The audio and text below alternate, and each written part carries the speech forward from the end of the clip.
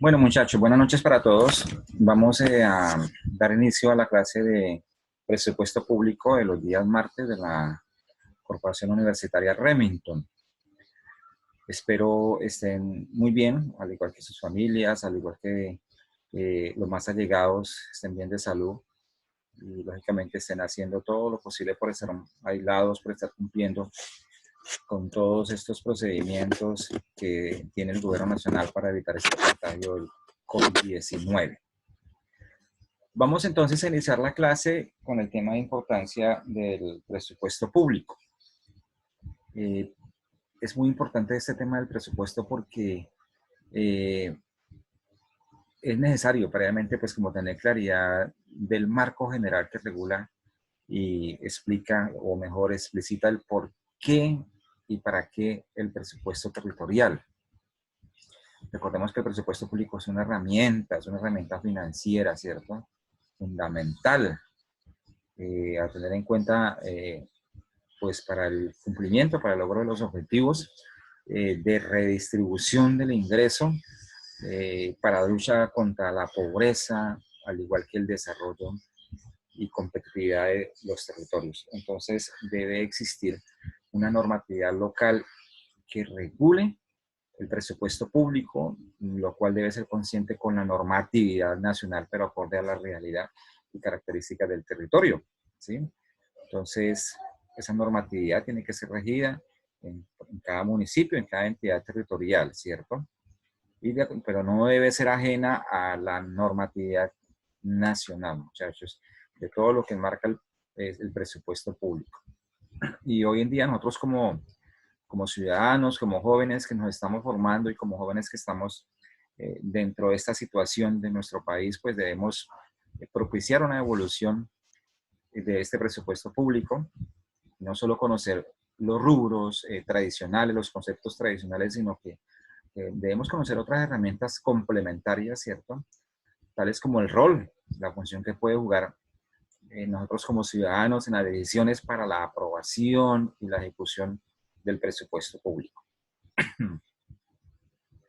Los principios del presupuestales, en clase había un grupo que tenía esta exposición de los principios presupuestales, como todos los principios, como toda norma, pues deben ser conocidos, deben aplicarse plenamente, que desafortunadamente nosotros desconocemos mucho principio presupuestal y por eso es que no podemos de pronto en el momento elevar nuestras quejas, nuestras solicitudes, ¿cierto? De lo que está, de lo bien o mal que pues se puede estar ejecutando un presupuesto. Entonces, esos principios se deben conocer y aplicar plenamente. Eso ayudará a sustentar muchas decisiones de manejo del presupuesto público eh, para cada entidad del Estado. El presupuesto público territorial se decide en gran medida en el momento que nosotros ejercemos el derecho al voto, muchachos. A la hora de elegir el gobernador, un alcalde del territorio, pues ya que estamos regulados por todo esto del voto programático. Entonces, muchachos, es muy importante tener en cuenta muchas cosas que no son aparte de los conceptos, de los rubros como tal, sino que nosotros también tenemos derecho a participar en la programación y sobre todo en la ejecución de nuestros presupuestos.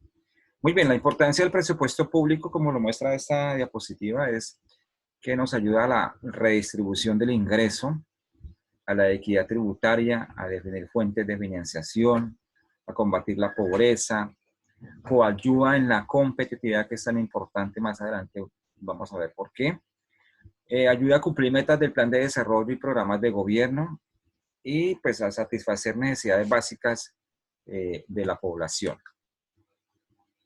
Entonces, el Estado y los gobiernos, como dice esta diapositiva, tienen dentro de su función primordial el propiciar la redistribución del ingreso y la lucha contra la pobreza, donde el presupuesto público juega un papel muy importante, especialmente en el destino de los recursos que se den en la asignación del gasto. Aquí lo muestra esta figura, pues es muy descriptiva, donde generalmente hay unos presupuestos que solamente va para los más potentados, ¿cierto? Va elegido ya el presupuesto público, va manejado para los más ricos.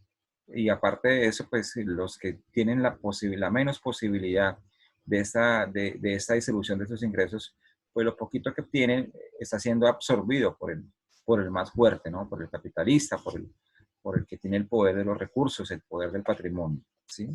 Entonces, el Estado tiene que estar en función primordial, como dice la presentación, de propiciar de una buena redistribución del ingreso.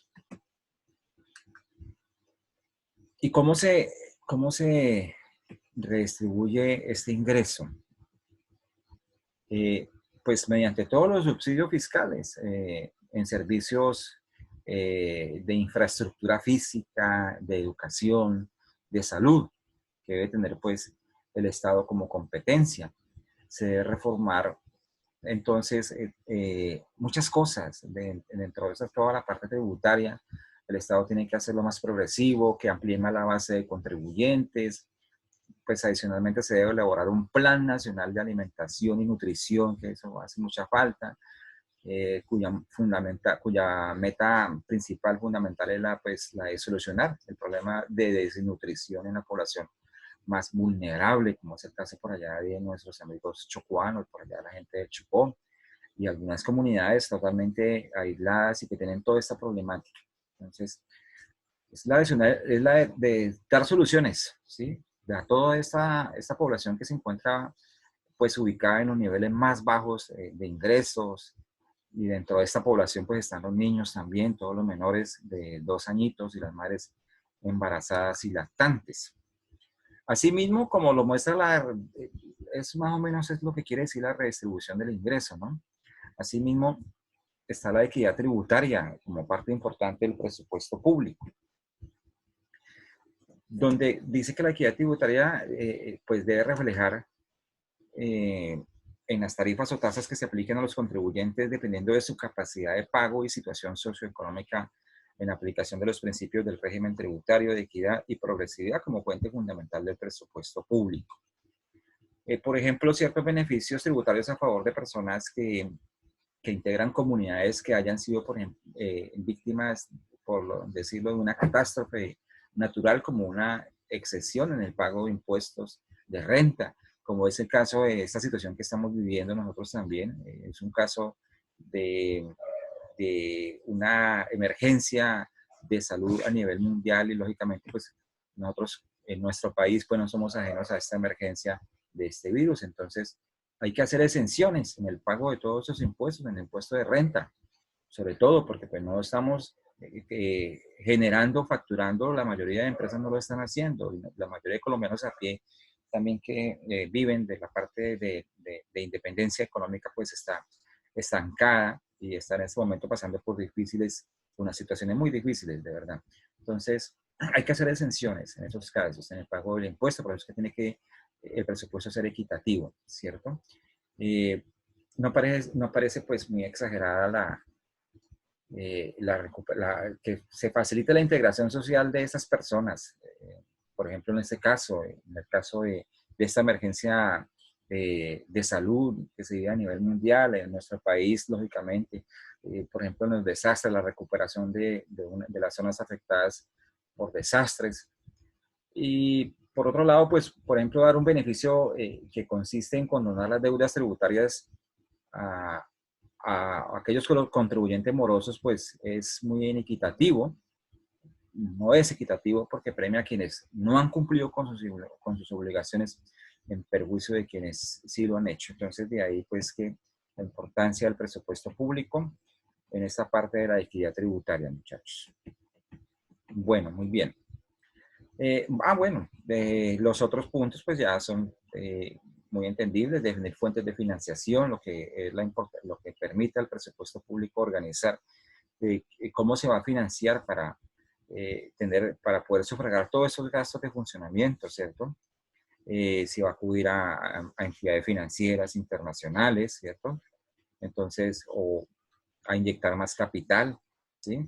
Entonces, eso nos permite el presupuesto, por eso es tan importante. También combate la pobreza, coadyuva mejor en la competitividad del presupuesto público. La nación, mediante el presupuesto público, tiene la obligación de que nosotros como ciudadanos, como colombianos, tenemos que ser competitivos ante el mundo, ¿cierto? Es decir, que el presupuesto público permita que el ciudadano se eduque, que el ciudadano pueda asistir a las universidades, a profesionalizarse, a los colegios, a las escuelas, que tenga entonces esta parte tan importante para poder ser competente, que tenga ese acceso y que esté capacitado en todo este cuento de la tecnología, ¿cierto? Y que tenga acceso a ella. También es muy importante porque pues, se permite cumplir metas del plan de desarrollo y los programas de gobierno y satisfacer necesidades básicas de la población. Muy bien, entonces ahora, como todo se rige a partir de un marco normativo, en este caso pues el presupuesto público no es la excepción. Tenemos que el marco normativo está centrado en el Estatuto Orgánico del Presupuesto Nacional, que es el decreto 111 de 1996, el que aparece ahí en la mitad, ¿sí? Que prácticamente es el que está, es un decreto ley, ¿cierto? Y a partir de ahí, pues, está la ley 819 del 2003 sobre el presupuesto, trata de la responsabilidad y toda la transparencia fiscal. Está también la ley 715 del 2001, que trata sobre la distribución de los recursos y las asignaciones de competencias. Y la ley 617 del 2000, que trata o habla sobre la racionalización del gasto y el ajuste fiscal. Más adelante hacemos un pequeño resumen de la norma, de estas normas, sin adentrarnos mucho porque ustedes saben que unas leyes y unos decretos son muy amplios, pero sí más o menos de qué trata cada una de ellas. Por ejemplo, la ley 819 del 2003, que trata sobre toda la responsabilidad y transparencia fiscal. Aquí están todos los fundamentos constitucionales del régimen presupuestal de las entidades territoriales. Dice, las competencias y contenidos de la regulación orgánica presupuestal para las entidades territoriales se encuentra establecida en las siguientes disposiciones de la Constitución Política. Entonces, ¿qué dice esta ley? ¿Cuál ley, muchachos? La ley 819 del 2003.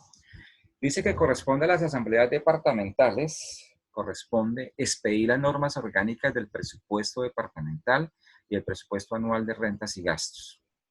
¿Sí? Eso es en cuanto a las asambleas departamentales. ¿Quiénes están dentro de las asambleas departamentales? Pues nosotros mismos los elegimos a los diputados que van a formar parte de esas asambleas departamentales y ellos son los que expiden las normas que van a organizar el presupuesto del departamento del Meta, ¿sí?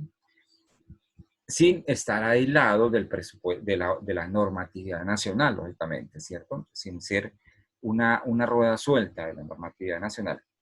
Y corresponde también a los consejos, dice esta ley, que le corresponde a los consejos de los municipios como tal, dictar las normas orgánicas del presupuesto y expedir anualmente también el presupuesto de rentas y gastos municipales, ¿sí? Eso es lo que trata la ley 819 del 2003. Ahora, vamos a mirar el presupuesto orgánico como tal, que es, pues, lógicamente la base donde se dirimen estas leyes. Entonces, la disposición del Estatuto Orgánico del Presupuesto de la Nación en materia de regulación orgánica presupuestal de las entidades territoriales. El Estatuto Orgánico del Presupuesto, compilado mediante la expedición del decreto número 111 de 1996, reguló en los siguientes términos las competencias de las entidades territoriales para expedir sus propios estatutos orgánicos presupuestales. Pero, ¿qué serán las entidades territoriales? ¿O quiénes se conforman las entidades territoriales? Muy bien, aquí entonces en estas entidades territoriales están los distritos, están los departamentos, los municipios y los territorios indígenas, ¿sí? Los distritos. En Colombia existen mal contados 5 distritos. Está el distrito especial en Bogotá, el distrito capital como tal, que es Bogotá como distrito capital. Está Barranquilla, que tiene un distrito especial industrial y portuario. Está el de Cartagena, el Cartagena de Indias, que tiene un distrito turístico y cultural, igual que Santa Marta, es un distrito turístico, cultural e histórico. Buenaventura, también es distrito especial industrial portuario, biodiverso y ecoturístico. Entonces tenemos a Bogotá, Barranquilla como distrito, Cartagena, Santa Marta y Buenaventura. Son los 5 distritos de nuestro querido país, de nuestra Colombia, ¿sí? Pues forman parte de las entidades territoriales.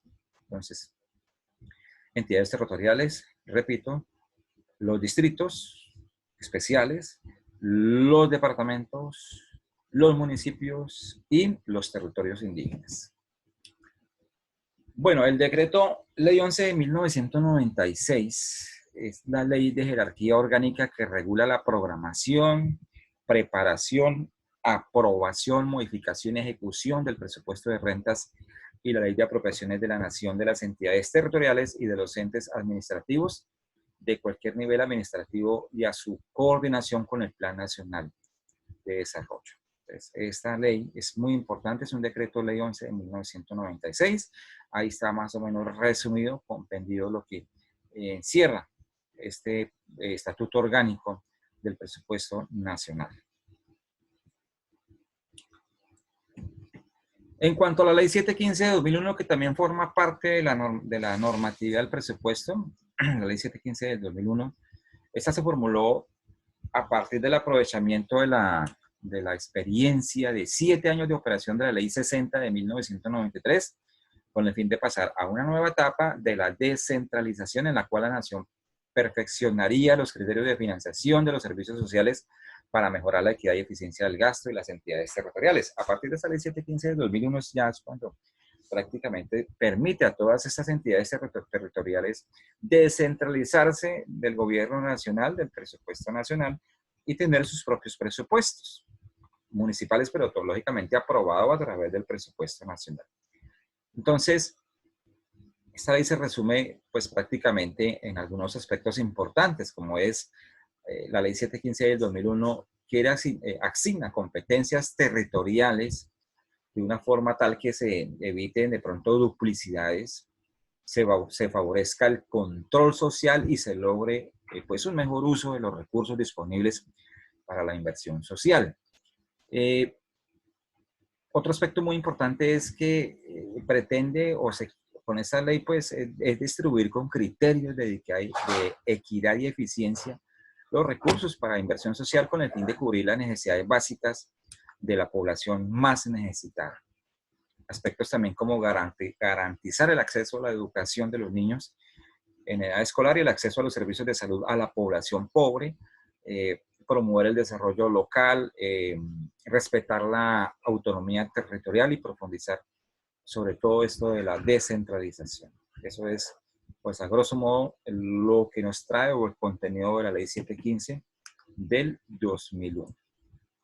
Hablemos de la ley 617 del 2000. Yo hace rato miro para este lado porque estoy llevando el tiempo, porque no me puedo pasarte más de 35, 38 minutos para poder enviarles a ustedes para poder que en el momento que yo vaya a enviar el video al WhatsApp o pretenda subirlo a un correo, pues me dé la capacidad de poderlo hacer.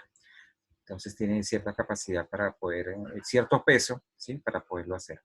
La ley 617 del 2000 dice que establece la categorización, la última de la normativa del presupuesto.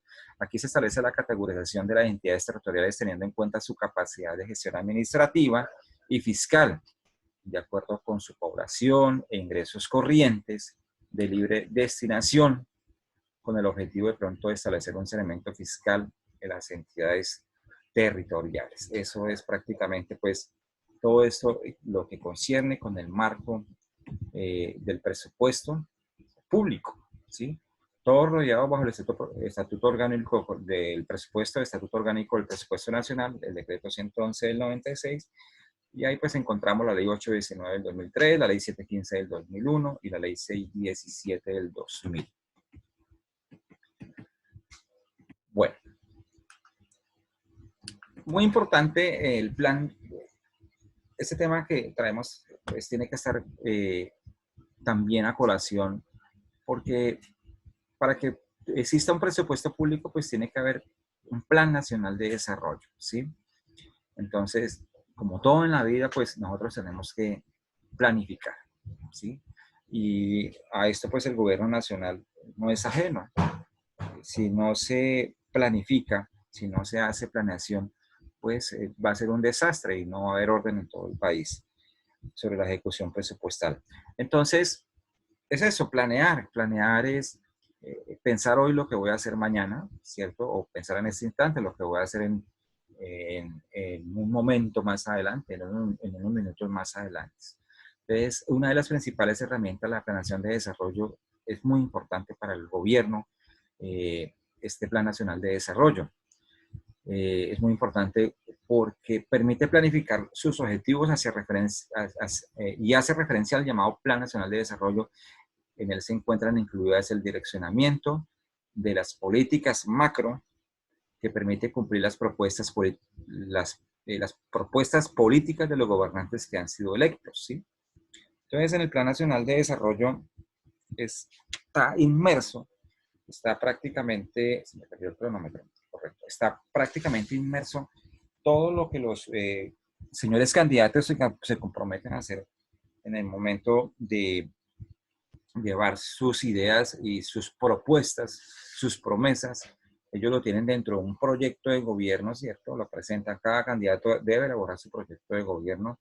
Y estos proyectos van para cada sector, ¿cierto?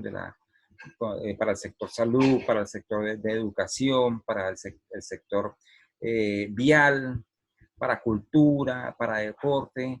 Entonces, esos proyectos van inmersos o van contenidos en un programa que ya es macro, en un programa de gobierno, ¿sí?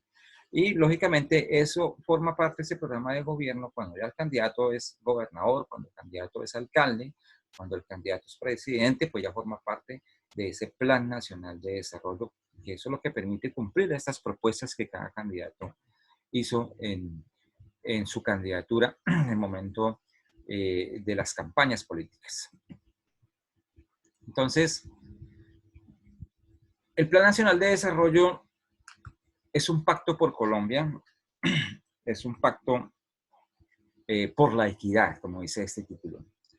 El Plan Nacional de Desarrollo busca alcanzar la inclusión social y productiva, perdón, a través del emprendimiento y la legalidad.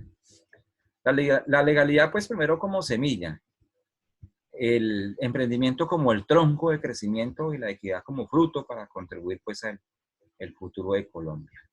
Muchachos, dice que busca alcanzar la inclusión social, ¿cierto? ¿Qué quiere decir eso de inclusión?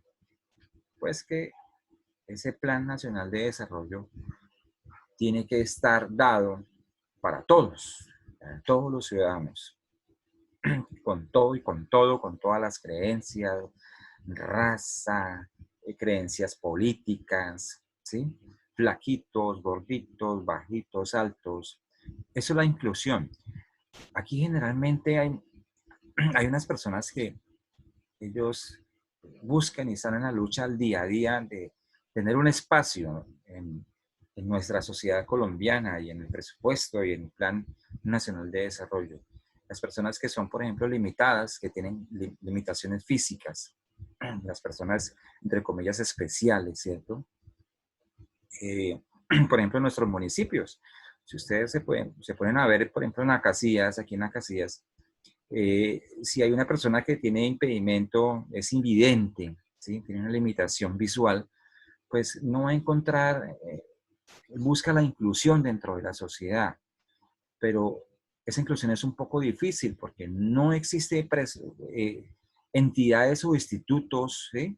Que sean especiales para ello, porque el presupuesto, no hay presupuesto para crear esta parte tan importante, esos colegios, esas escuelas, esos institutos especiales para ellos, para las personas que tienen limitaciones físicas, como es el caso de visión, ¿sí? Para las personas que son sordomudas. Entonces, es eso, incluir a toda esta parte en toda la sociedad.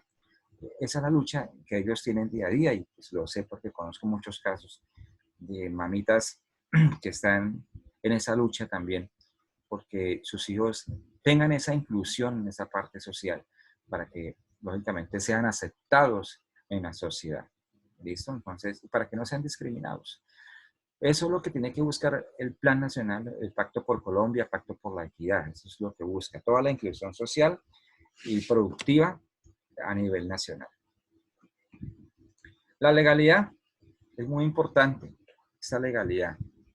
Que sea una legalidad con seguridad efectiva y justicia transparente, pues para que todos vivamos con libertad y en democracia. Es muy importante lo de la legalidad. Busca la consolidación del Estado social de Derecho, para garantizar la protección a la vida, honra y bienes de todos los colombianos, así como el imperio de la ley. Entonces, esta parte como Pacto por Colombia, el Plan Nacional de Desarrollo, que tenga legalidad, que sea efectiva, justa, transparente, pues para que todos estemos realmente en libertad, en una democracia, ¿cierto? Porque es que, ¿cuándo puede? Colombia sí, Colombia es un país libre, con un sistema democrático, pero ¿será que existe libertad cuando no se puede obtener paz? Y cuando no se puede obtener paz porque hay gente que se está muriendo de hambre, porque hay gente que no puede tener los mismos derechos que los demás. Entonces, ¿será que eso también puede ser democracia, muchachos, en esa parte de lo que debe acoger realmente un presupuesto público dentro de un plan nacional de desarrollo? Entonces, reflexiones, conclusiones. Los ciudadanos de pronto contribuyentes, pagamos impuestos, ¿cierto? El deber de dar, ¿sí? Pero desconocemos, no conocemos la importancia del presupuesto público para lograr la materialización de los elementos legales que utiliza el Estado para la satisfacción de las necesidades, o sea, el derecho a recibir, ¿sí? Porque sí, conocemos de pronto el deber de dar, pero tenemos que ser conscientes de que tenemos que hacer más parte, ¿sí? En la ejecución, en la elaboración y ejecución del presupuesto nacional para poder conocer el derecho a recibir, ¿cierto? Y por otro lado, eso como ciudadanos, pero por otro lado, muchos funcionarios públicos manejan recursos pues, públicos y ordenan gastos, pero no tienen claridad de las normas o aspectos básicos del presupuesto público, con lo cual muchas veces se generan ineficiencias o son sujetos de sanciones estos funcionarios precisamente por desconocimiento de esta regulación. Entonces, se presenta confrontación entre quienes argumentan que el presupuesto debe ser participativo y entre quienes hacen alusión que tenemos una democracia representativa y pues por lo cual quienes deben decidir los destinos del presupuesto pues es el gobierno, ¿sí? Y los elegidos a través de, todos estos elegidos a través de procesos de elección popular que nos están representando. Entonces los ciudadanos, uno como ciudadano, ustedes como ciudadanos, nosotros como ciudadanos, yo como ciudadano, pues votamos por un candidato para gobernar o el alcalde, pero no siempre tenemos claro que debemos votar por un programa de gobierno que será decisivo para la asignación del recurso o de los recursos públicos futuros. Finalmente uno vota por el candidato, ¿cierto? Porque le gustó, porque, bueno, le convenció alguna charla que escuchó, algo que compartieron en el WhatsApp, ese pedacito y ya, nos quedamos con el pedacito. Pero uno tiene que votar es por el programa de gobierno, pero es muy importante que cada elección exijamos que nos den a conocer el programa de gobierno, ¿cierto? Cuando nuestros candidatos a la alcaldía, pues, que nos lo den a conocer y nosotros buscar la manera de conocer ese programa de gobierno, ¿cierto? A ver, ¿qué tal? ¿Qué es la propuesta? ¿Qué nos está proponiendo? ¿Cierto? Ellos como candidatos son vendedores y eso es lo que ellos venden, pero al final pues tenemos que ser conscientes de que lo que nos están vendiendo es para nosotros, ¿sí? Lo que realmente esperamos a futuro. Entonces, muchachos, vamos a finalizar esta primera parte para que no me quede tan pesado para poderlo subir de este video y de esta clase número 1 de presupuesto público de las clases virtuales y ya vamos con la segunda parte de esta clase de presupuesto, de la importancia del presupuesto público.